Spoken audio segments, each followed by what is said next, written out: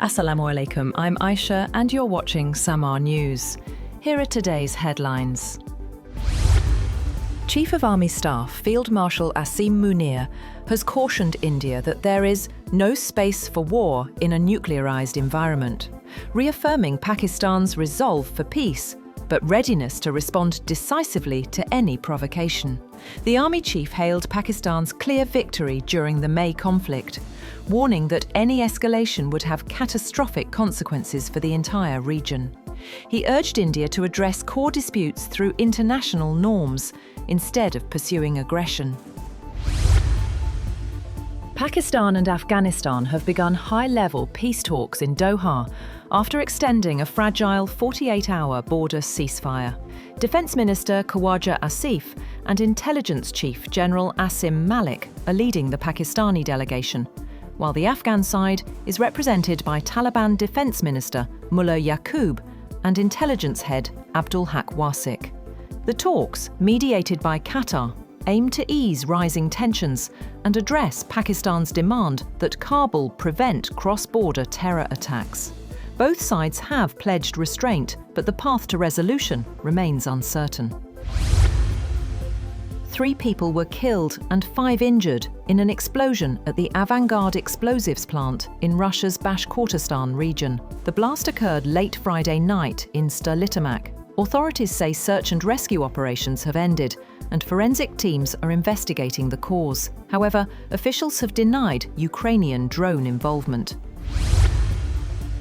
Ukraine's Prime Minister Yulia Sviridenko says her government has approved urgent measures to speed up the protection and restoration of critical infrastructure. She said a new coordination centre would oversee repairs and funding to keep power, water and heating running, even under Russian attacks. The Treasury will also release funds faster to safeguard key energy facilities. At least 15 people were killed in a tragic bus crash in Brazil's northeastern state of Pernambuco. Police say the driver lost control, veered off the road, and the vehicle overturned after hitting a sand embankment. 30 passengers were on board. The driver survived with minor injuries, and officials say many victims may not have been wearing seatbelts.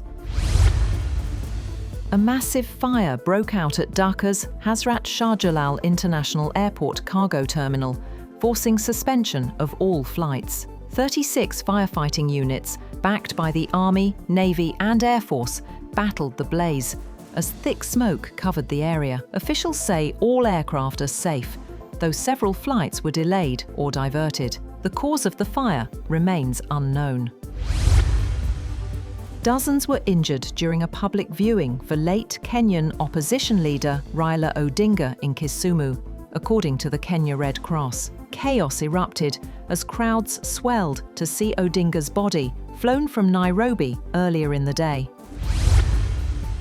Trump administration officials are reportedly discussing the possibility of arranging a meeting between US President Donald Trump and North Korean leader Kim Jong-un during Trump's upcoming trip to Asia next month. According to a CNN report, discussions are still in early stages, with no confirmation yet from either side. China and the United States have agreed to hold another round of trade negotiations next week as both sides move to prevent another costly tariff war. The decision follows Beijing's sweeping controls on its rare earths industry, which prompted US President Donald Trump to threaten 100% tariffs on Chinese imports. Trump also warned he may cancel his planned meeting with President Xi Jinping later this month on the sidelines of the APEC summit in South Korea.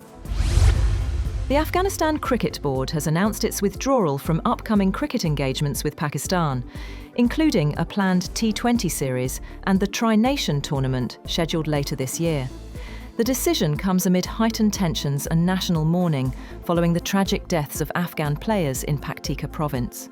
The tournament was set to feature Pakistan, Sri Lanka and Afghanistan.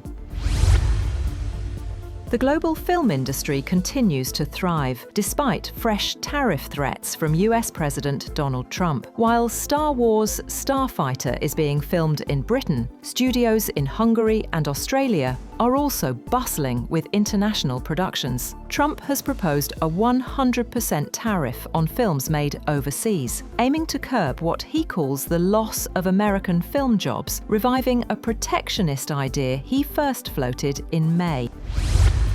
Britain's Prince Andrew has said that he will give up using his title of Duke of York following years of criticism about his behaviour and connections to the late US sex offender Jeffrey Epstein.